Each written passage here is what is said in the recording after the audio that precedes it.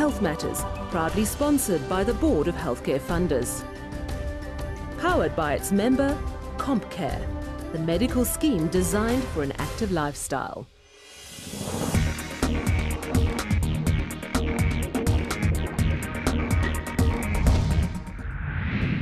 It's World AIDS Day on Saturday, the 1st of December. Let's look at how far we've come in managing the disease. We're still the country with the biggest HIV epidemic in the world. According to information compiled by global HIV and education charity AVERT, there are over 7 million South Africans living with HIV. Just under 1 in 5 adults under the age of 50 is infected. It's estimated that 280,000 children are HIV positive in South Africa today. But great strides have been made. New HIV infections have fallen by half in the last decade.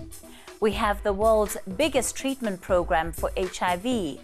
And in 2018, UNAIDS reported that 4.4 million South Africans were on the system. 86% of South Africans know their status.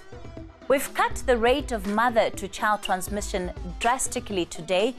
Only 1.3% of babies born to HIV-positive mothers will contract the disease. That's due to the drugs administered to the pregnant mother before and at birth. Partly because of these interventions, national life expectancy has risen in South Africa. In 2010, it was around 54 years. Today, average life expectancy is nearly 65 years, according to Stats SA.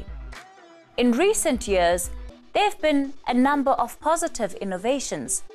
The 2016 implementation of Test and Treat means that you can start treatment as soon as you test positive. Before that, you had to wait until your infection had reached a certain level.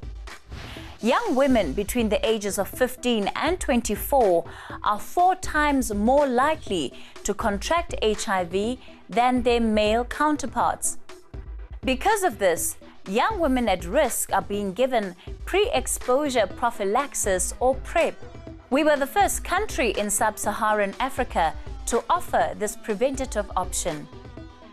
And there are plans to further expand this program to reach more high-risk groups, including sex workers, men who have sex with men, and those who inject drugs. Despite these positive developments, challenges remain. Men tend to start treatment when the disease is more advanced, and they have almost double the death rate from AIDS compared to women in South Africa. Recent surveys indicate less than 6 in 10 young South Africans understand how to prevent HIV.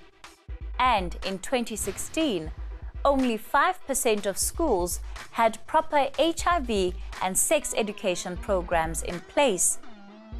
But government has committed to increasing this to at least 50% in areas where the disease is most prevalent by 2021. So great strides are being made in managing HIV/AIDS, but we have to keep our focus. In 2017, HIV/AIDS claimed over 125,000 South African lives. So make your health matter. I'm Kathy Mohlahlana.